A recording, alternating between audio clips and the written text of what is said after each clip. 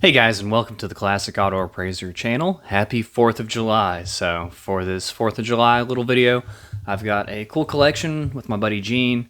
He's got some sweet muscle cars that we're going to show off. Everything from Chevelles to a 1969 Camaro with a 427, and maybe even a 1971 Plymouth Barracuda. So pretty cool stuff. He's a Dodge and Chevrolet man mostly, but he even has one Ford tucked in there for me, which is pretty neat.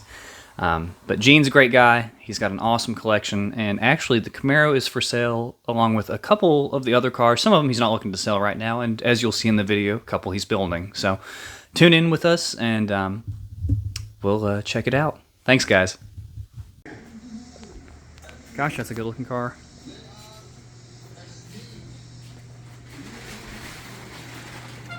There's a 67 date coated 396. Oh my goodness. That's what goes in it. And under there is a new 700R Ford. You've just got parts and parts and The parts. car run and drove before I took it to have rockers put in it. That's so. And it drove great. Was it about like a daily driver condition, kind of? It could have been. Yeah. It drove that good. Oh, those are American Racing. I thought those were those Kragers for a second. Man, that looks good. It's clean. The rails look good on it too. It looks like it didn't have much rod in it at all. Well, when we went to put the rockers had some in it from the floor pan under the car. Okay. That's how it caught. I went under to make sure that the chassis was going to be good to put a big block in it. Oh yeah. And when I get in there, I won't be able to play with it. You want to actually use it, Yeah. not tear it to when we bits. done that, he had chopped off the driver's rocker panel bad. Wow. And so I bought two rockers and put in it. And I told the guy that was doing the metal work, you know, the guy that done the tailgate. Uh-huh. Which said- was slick, by the way. I said, as you go back on the car, I said, put the rockers in. I said, give me some advice and I'll come through and look at it. So he told me, he said, why don't we just go ahead and put new long floors in it? Yeah. I said, okay. Like the one-piece ones? Yeah. Yeah. Those are good. They really are, across the Well, board. we done full sides. Oh, okay. Front and back, but not Yeah. a solid panel. I'm surprised you have a Ford in your garage. Well, if I'd have known I was going to get the fire lane, I would have bought that Mustang. Slick little guy. I'm honestly partial to 289s just because they're high winding little motors. Believe it or not, that's the original 289. Really? Well, Man. it's the original short block. Okay. And then I found a set of coated heads that matched. Wow. That they had, it was at a machine shop, and they had Chevrolet valves in them, which are bigger than the 270 horse valves. What headers are those? They don't look like. I don't remember what brand I bought now. Hedman, I think, but I'm not sure. They definitely don't look like the traditional tri-wise I'm used to seeing, like the Shelby ones, but. Well, if you bought factory, that's not. That's aftermarket. Right. Oh yeah. And because it being a fire lane, you have to watch both sides. You have to get the fender clearance on the firewall clearance on the right side. You have to get the linkage clearance on the driver's side. Man. That's the new interior in the back of the truck. Okay. We're getting ready to put the headliner and in. Door panels are done. Then I'm going to have the front glass taken back out, and we're going to put seals on the front and back glass. Man. That's exciting. Brakes are done. When I pulled the motor, I had the clutch pressure brake throwout bearing done.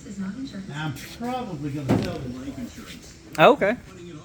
I don't know that yet. But Shouldn't say that with me here because I'll bring something home to my wife and she'll well, love me even more. I mean, look here.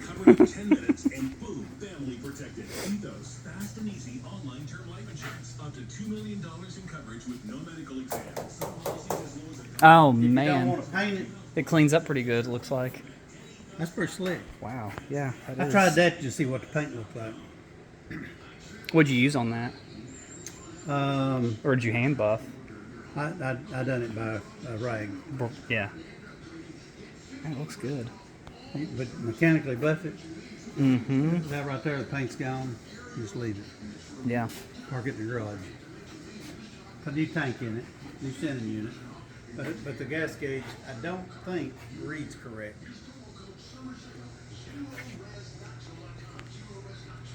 The floor pans. There was a place on the driver's side about the size of a softball that was just weak. Yeah. So I bought that one. And look at this close, what I tell you. And he said, well, you got some pinholes in the other one. And he said the pinhole pattern warrants, and I was gonna do my own thing on it. Yeah. But he said it warrants putting a piece of metal in it. I said, let me just order a floor pan. Yeah. He said, don't worry about that. He said, I can make it. So he made that one. Look at the. He put the grooves in and everything. That's wild. He did a great job on that. And this is still the same metal guy, right? Yes. Man. And you said he was local? It's in Newmarket. Newmarket. Gotcha. Up that way. Man, that's cool. I'm gonna change it. I get that. And the car runs, but what I want Oh, really? to do, oh yeah. I drove it home. Oh, man. Wow. So I know it does. And but having the radiator out of it, and while the radiator's out, I'm just gonna go ahead and put a water pipe on it. Of course. It makes sense. I'll tell you what, this one's pretty cool. Typhoon 343. Man. Do you buy most of your cars with air? Is that intentional, or is it just something that happens? Yeah.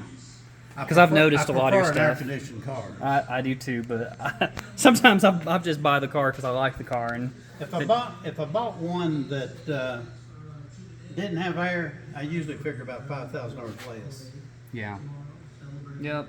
Makes sense. I've got new vintage air to go on the Camaro. Oh, really? It's still in the boxes on this Camaro. Oh, okay. I was about to say the 69. I'm not gonna put air on that one. No, that's more of a big old hot rod.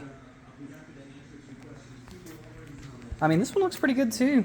Clean up real well. Got off the Trans Am from me.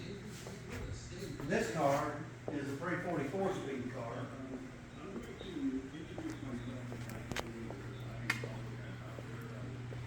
I love the green. It's hard to beat.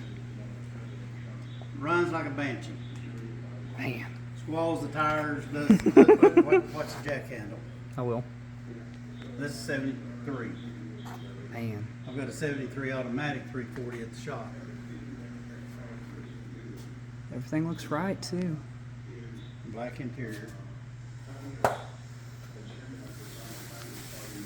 old car. Actually pretty decent interior. Is the truck the one you drive mostly whenever you get the chance? Or? If I was going to drive one, I like the Chevelle over here. I like driving it. The 57 Chevrolet, the 72 truck.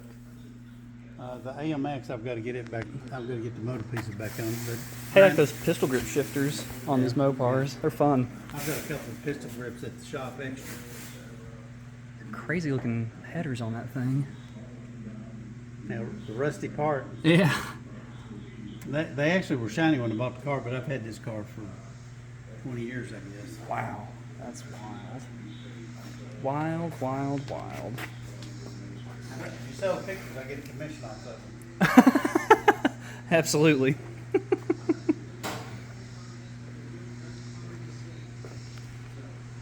Oh man, 3 lifts too. You got a good setup. Well, this one is a mobile.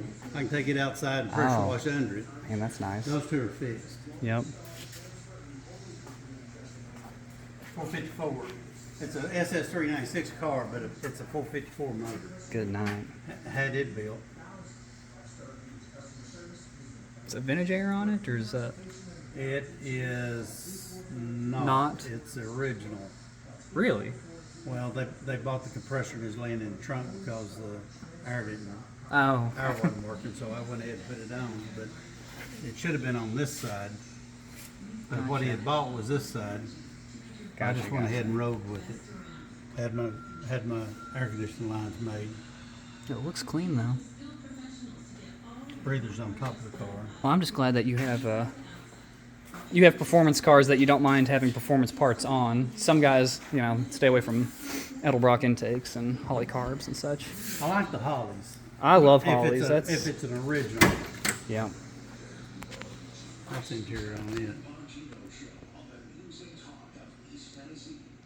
Good night. Wow. This car I would love to drive, but I've got a problem. And where the firewall on the inside and the outside run, there's no screw to hold it together. Oh. Sometimes it wants to work its way out. And you're dead in the street. Yeah.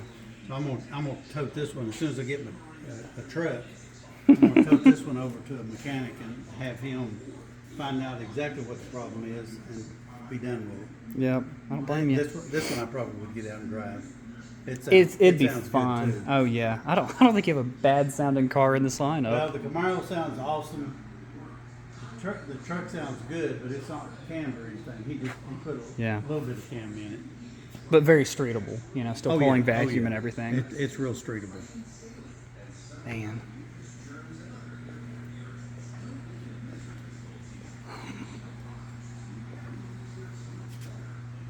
Good night. This one's the last one I bought. 57 from the fins.